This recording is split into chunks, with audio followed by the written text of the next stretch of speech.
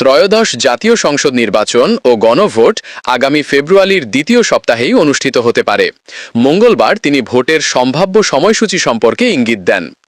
ইসির প্রাথমিক ধারণা অনুযায়ী ৮ থেকে ১২ ফেব্রুয়ারির মধ্যেই ভোট গ্রহণের সম্ভাবনা বেশি। এ সময়ের মধ্যে ১০ ফেব্রুয়ারি মঙ্গলবার সবচেয়ে সম্ভাব্য দিন হিসাবে উল্লেখ করেছেন নির্বাচন কমিশনার। তবে ৮ ফেব্রুয়ারি থেকে ১-২ দিন পরের বা ১২ ফেব্রুয়ারি থেকে ১-২ দিন আগেও তারিখ নির্ধারণ হতে পারে বলেও তিনি জানান। এদিকে ভোটের তফসিল ঘোষণার জন্য আগামী রোববার ৭ ডিসেম্বর কমিশন সভা অনুষ্ঠিত হবে। ওই সভার পর ২-৩ দিনের মধ্যে সম্ভাব্য ১১ ডিসেম্বর তফসিল ঘোষণা করা হতে পারে। সংসদ নির্বাচন ও গণভোট একদিনে আয়োজন করায় গোপন কক্ষের সংখ্যা বৃদ্ধি এবং ভোট গ্রহণের সময় ১ ঘণ্টা বাড়ানোর বিষয়টিও বিবেচনায় রয়েছে।